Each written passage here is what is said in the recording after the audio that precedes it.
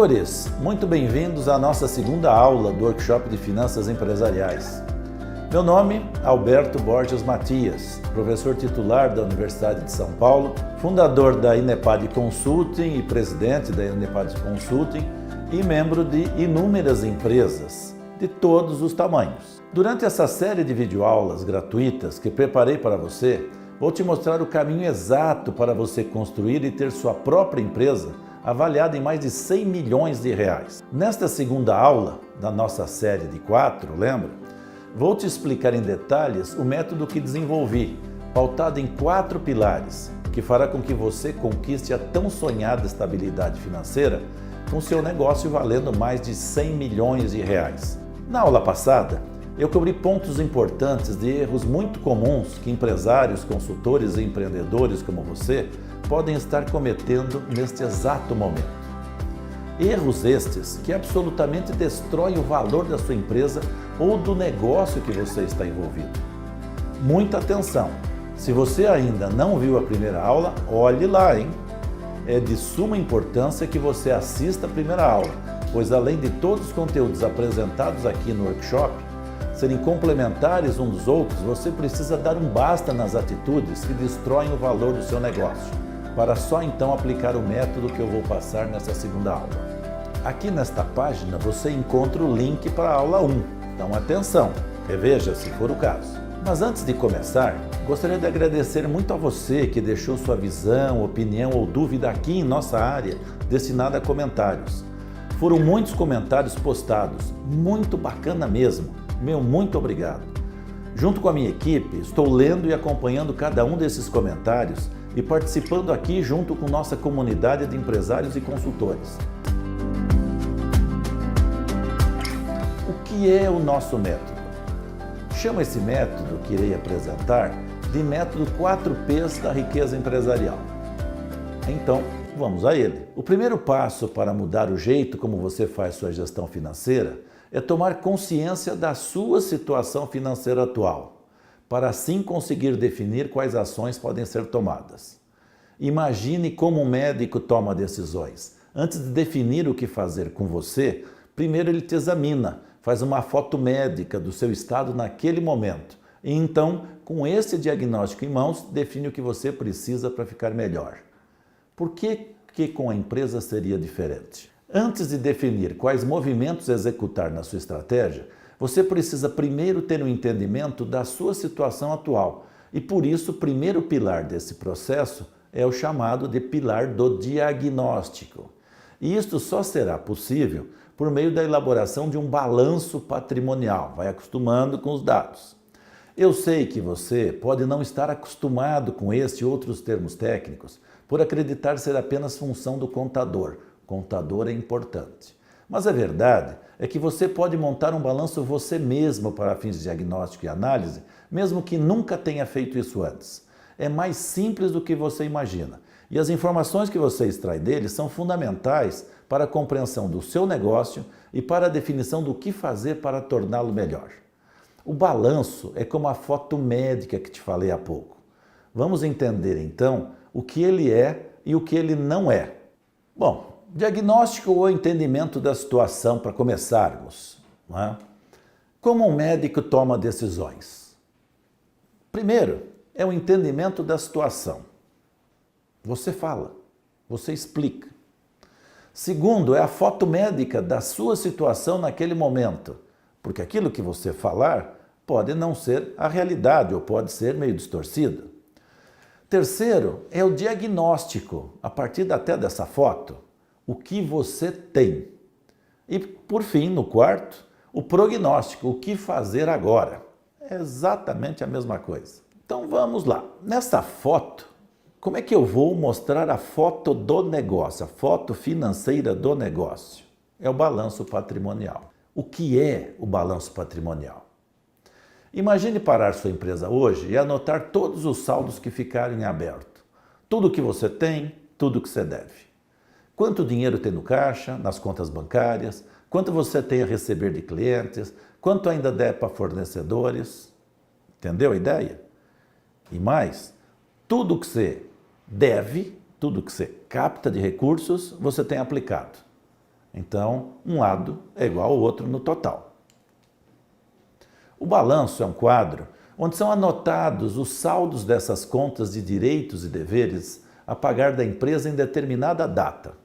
As contas são classificadas de maneira a permitir o cálculo de indicadores financeiros do negócio. Então, nós temos lá no balanço a origem e o destino dos recursos que você tem no negócio. Então, na ponta do ativo total é o que a empresa faz com os recursos. E do lado do passivo total, da onde vêm esses recursos. Não é? Então, aonde estão aplicados os recursos? Podem estar aplicados em saldos de caixa, bancos, contas a receber de clientes, valor dos estoques, valor dos imobilizados da empresa. Começou a entender? Eu tenho ali aonde você aplicou o recurso. E aonde você captou o recurso? Posso ter captado de fornecedores, de bancos, impostos a pagar, funcionários a pagar, e eu tenho capital próprio.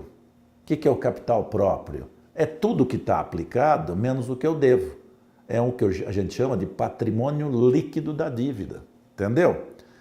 Olha, eu tenho já uma primeira visão. Você vai ficar surpreso com a primeira visão. E aí você pode observar o que está sendo feito de certo ou de errado. Então vamos lá. Passivo total. No passivo total, eu tenho o capital de terceiros e o capital próprio. Olha lá, capital de terceiros, ou seja, o que eu captei de terceiros e o que é meu no meu negócio. E olha que eu posso ficar frustrado, às vezes, em ver que o meu é negativo, porque eu causei inúmeros prejuízos na empresa. Então, atenção. Mas é importante a foto. O médico pode te mostrar uma foto médica que você não goste, não é? Então, lá no passivo total, no recurso terceiros, eu tenho uma parte que eu chamo de passivo circulante e passivo não circulante. Passivo circulante é aquilo que está vencendo em até 1 ano. E o não circulante é aquilo que vence acima de 1 ano. Ok? E assim, ó, a palavra circulante, ele está circulando, são os recursos que eu vou circulando. Fornecedores, eu vou pagando e vou devendo de novo, porque eu vou comprando de novo. Compro, pago, entendeu? Não para mais. Por que acompanhar o balanço patrimonial periodicamente vai ajudar o seu negócio? Você vai poder monitorar situações como endividamento elevado, imobilização, deficiências no capital de giro, erro na estratégia de captação e aplicação. Você pegou recurso de capital de giro para comprar uma máquina. Entendeu? Já uma falha provável. Você vai conseguir verificar a tempo possíveis mudanças de cenário e, por isso, reduzir o risco do seu negócio. Agora, o segundo pilar. Para ter uma empresa com potencial de valor de mais de 100 milhões e que proporciona estabilidade financeira para os seus donos, é preciso mudar o foco da gestão por vendas para a gestão por resultados. Primeira linha para a última. Preste muita atenção no que você vai ouvir agora. É extremamente contraintuitivo ouvir isso, mas a verdade é que aumentar vendas não significa aumentar lucro, sendo que em muitos casos significa exatamente o oposto. Então, olha aí, você pode estar conduzindo seu negócio sem nem saber para aquele que provavelmente é o seu pior pesadelo, falir a sua empresa. Por isso, chamo o segundo pilar de pilar da análise de resultados. A ferramenta utilizada neste processo é a demonstração de resultados. Vamos a ela. Gestão por resultados. Quais são as diferenças entre o balanço patrimonial e a demonstração ou as demonstrações de resultado? O objetivo do balanço patrimonial é avaliar a situação ou estratégia financeira da empresa. É uma foto da situação financeira em determinado momento. Então, se eu quiser ver a evolução da situação financeira, eu tenho que tirar foto. Batida. Uma no dia 30 de abril, uma no dia 30 de maio, uma no dia 30 de junho. E aí eu vou ver para onde a empresa está caminhando, mas elas são fotos. Bom, e a demonstração de resultado? O objetivo é avaliar o desempenho da empresa em determinado período, acompanhar e entender a geração de resultado. Atenção! Por isso é que ela chama demonstração do resultado, não é demonstração da venda. É um filme do que ocorreu com a empresa em determinado período. Eu tenho somas de valores. Na demonstração de resultado, eu tenho uma apuração pelo regime de competência. A minha venda, ela é de competência de que mês? Eu vou estar recebendo daqui a 2, 3 meses, mas é de competência desse mês, foi esse mês que eu vendi. O objetivo do relatório apura o desempenho da operação da empresa. A DRE, ou demonstração de resultado, não é apenas um relatório onde se registra a receita, despesa e resultados. O objetivo é entender como cada área do seu negócio contribui para esse resultado. Pode ser até por produto, posso abrir diversas. Para isso é importante saber como classificar corretamente receitas e despesas. A receita na demonstração de resultado deve ser registrada pelo faturamento, pelo período em que foi realizado, ou seja, pelas notas fiscais emitidas naquele período. Entendeu? Não importa se foi recebido ou não, o fato gerador da venda é a emissão da nota, e não o recebimento. E não é nem o pedido, é a emissão da nota. Por que fazer isso? Para apurar o desempenho das vendas ou da sua equipe de vendas.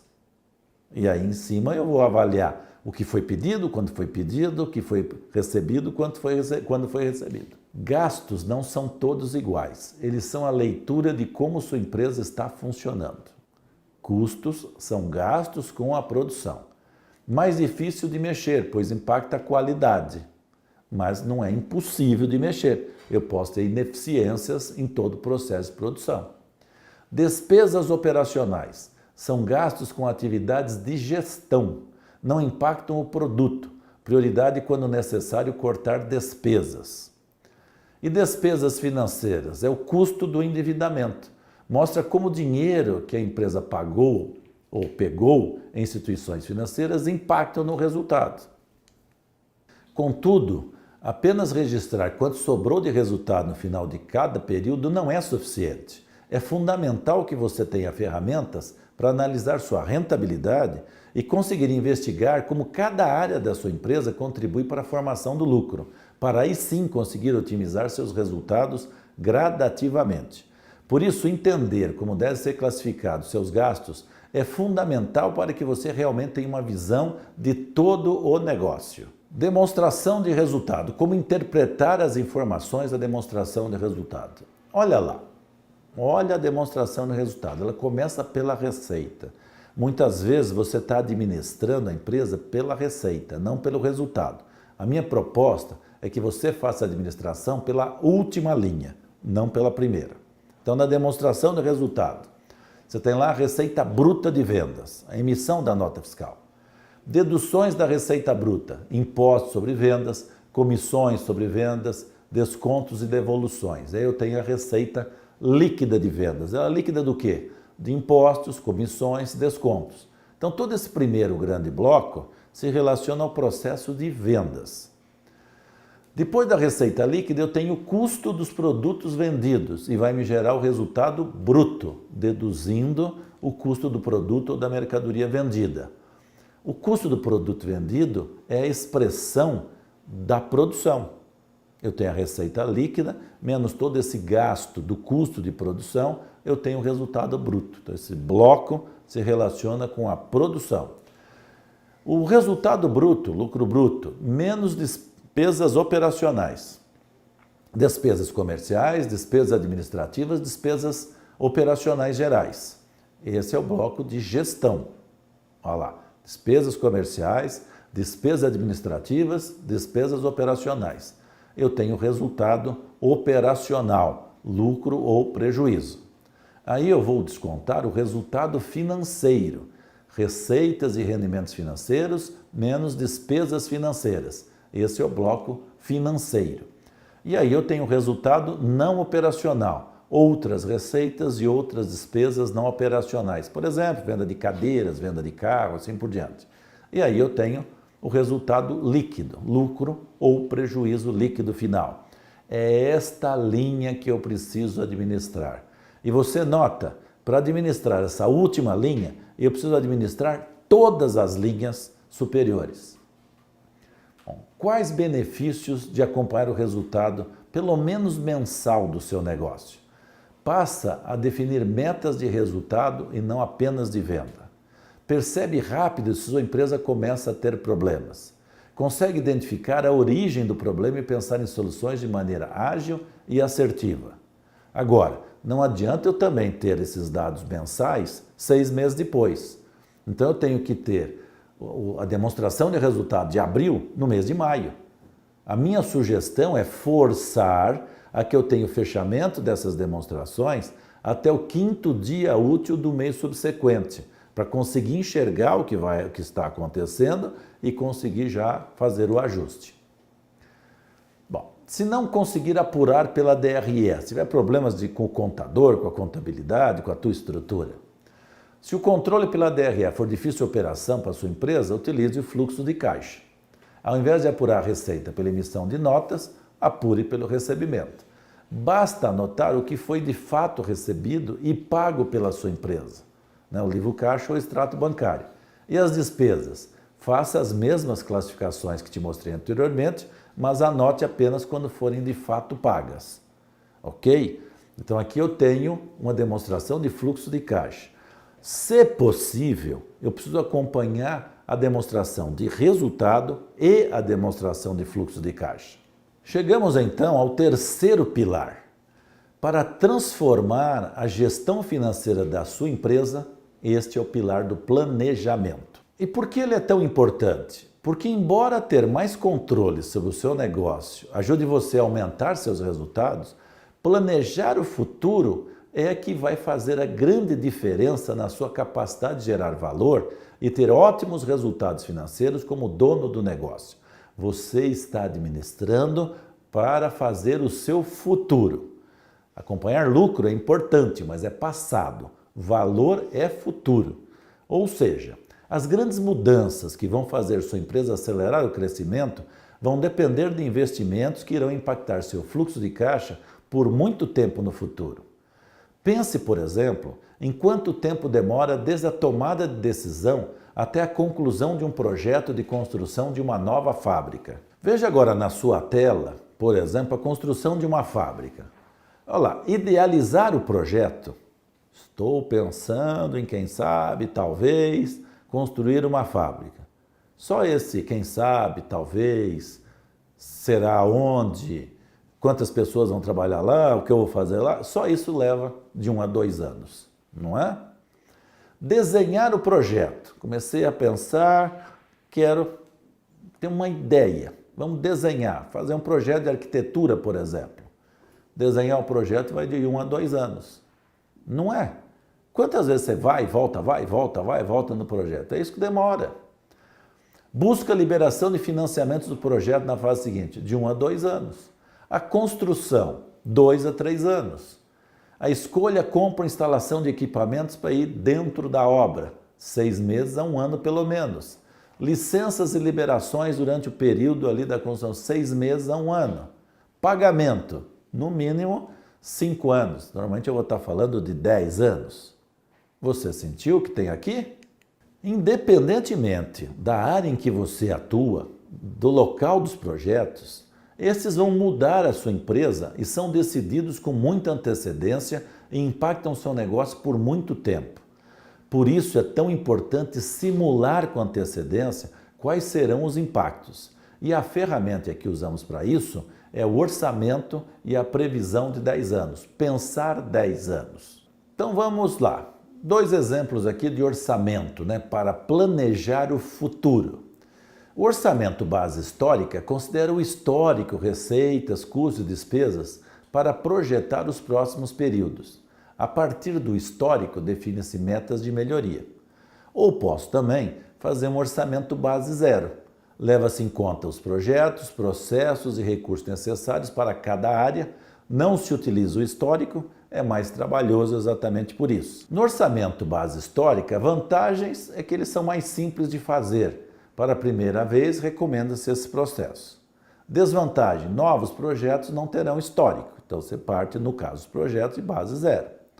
O base zero da empresa, vantagens, aumenta a visão estratégica do negócio na medida em que exige um exercício de análise de toda a organização. Desvantagem, mais difícil de operacionalizar, maiores chances de erros. Esta ferramenta também te ajudará a definir suas metas de resultado e observar de perto o que está acontecendo sempre que algo fugir do planejado. Vamos então ao quarto pilar. O último pilar para que sua empresa potencialize a capacidade de geração de riquezas é o que eu chamo de pilar da profissionalização. Pilar da profissionalização. Como eu disse anteriormente, na grande maioria das empresas, pequenas e médias, impera uma gestão informal. O problema não é exatamente este, mas é ser profissional. O que todos pensam quando se fala em gestão financeira de uma pequena empresa é que existirá uma grande confusão entre as contas pessoais dos donos com as da empresa e que certamente essa empresa não terá informações financeiras confiáveis, mesmo que apenas gerenciais. Por isso, bancos, fornecedores, investidores e parceiros classificam pequenas empresas como mais arriscadas e precificam este risco, cobrando mais caro pelos juros, na entrega do produto ou do financiamento e concedendo menos prazos de pagamentos, comprometendo a capacidade de gerar resultados e crescer. E o que fazer então? Portar-se como uma grande empresa, como um grande negócio, é a resposta. Demonstrar que, apesar de pequena ou média empresa, você se preocupa em ter uma gestão profissional, uma gestão financeira organizada e profissional é o caminho a ser seguido. E você pode conseguir demonstrar essa maturidade seguindo duas regras de ouro. A primeira é sendo disciplinado nos pilares 1, 2 e 3. Mesmo que você não tenha condições nesse primeiro momento de ter uma contabilidade perfeita, faça os relatórios gerenciais todos os meses como uma grande empresa faria, mesmo em teste. A segunda é mostrando que sua empresa é profissional. Isso significa separar CPF e CNPJ, evitando o descontrole das finanças pessoais e da empresa também. Por que você mistura suas contas com as da empresa? Porque você não tem controle de suas finanças pessoais, por exemplo. Então, cobre seu descontrole pessoal com o caixa da empresa. Você vai fazer isso? Cobrir o déficit pessoal com o da empresa? E muitas vezes nem sabe disso, hein? Aqui entre nós. E o que fazer então? Defina um prolabore fixo, compatível com a realidade da empresa e uma política de distribuição de resultados e viva com esse dinheiro. Assim, quanto mais resultado você trouxer para a sua empresa, maior será a sua remuneração. Você passará a focar sua gestão para o aumento de lucros. O empreendedor tem que buscar a última linha, o lucro, e você tem que viver em função disso, desse lucro gerado. Controle suas finanças pessoais para se encaixar na sua remuneração. Considere-se como um funcionário, como deve viver do que recebe. Reserve 10% de tudo o que ganhar para contratempos. Então, aquilo que você ganhar pessoalmente, que é o seu prolabore e a distribuição de resultado, 10% você reserve para poupança pessoal. E os 90% você vai gastar nas suas contas e da família. Por que fazer isso? Para se diferenciar e passar credibilidade. Como é que você vai passar credibilidade com descontrole financeiro? Então, vai refletir em menos custo de captação e mais acesso a investimentos se você tiver essa credibilidade. Poupar sua empresa de descontroles financeiros seus, porque a pior coisa que tem é quem cuida do financeiro da empresa ter que cuidar do descontrole financeiro pessoal. Evitar endividamentos e preservar o fluxo de caixa. Separe você da empresa. Em um mar de empresas informais e pouco organizadas, apenas respeitar e possuir as informações financeiras gerenciais com frequência, além de separar CPF e CNPJ, já colocarão sua empresa com um diferencial positivo para os credores, parceiros e investidores do seu negócio. Essas instituições perceberão a diferença e sua relação com eles vai mudar muito para melhor. Eu sei que muitos desses pontos que apresentei para você podem parecer muita coisa para um pequeno negócio. Você está começando. Talvez você esteja imaginando também que não consiga implementar tudo isso no seu negócio de maneira perfeita e que é coisa de grande empresa. Para esses dois pensamentos, tem algumas coisas a dizer.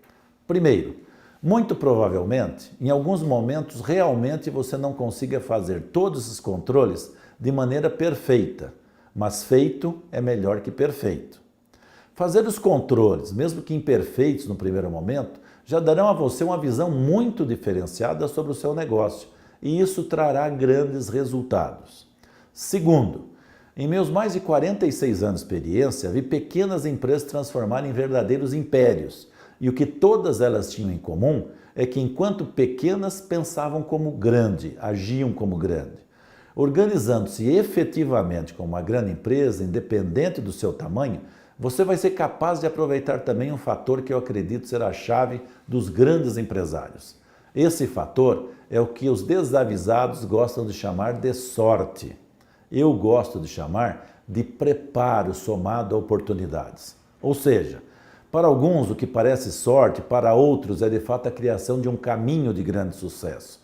Algo que foi fruto de muitas escolhas difíceis, de disciplina e organização e também de muito trabalho. E se você é um empresário capaz, você vai se colocar em posição de oportunidade, eu tenho certeza disso. Mas a grande questão para mim é, será que você será capaz de aproveitá-las? A resposta para essa pergunta seria somente se você estiver preparado, somente se sua empresa estiver preparada. Imagine quando surgir uma grande oportunidade em seu setor, de uma nova tecnologia, de uma forma nova de atuar, se você será possível de abraçar essa oportunidade. Ou se irá deixar para uma startup gerida por um menino de 18 anos aproveitar para você, e ele pode ir muito longe.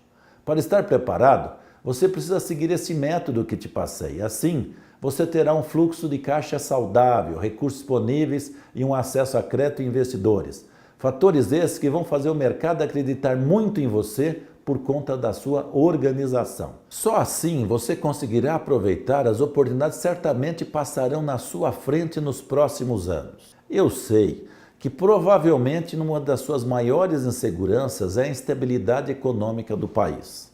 Mas isso não pode nem deve te impedir de seguir adiante. Até porque pode ser um conjunto de grandes oportunidades.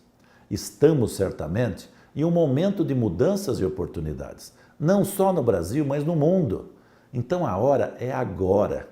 Se seu sonho é ter estabilidade financeira, ter uma vida confortável, uma empresa sólida e competitiva, comece agora a pensar e agir para poder conquistá-lo. 100 milhões.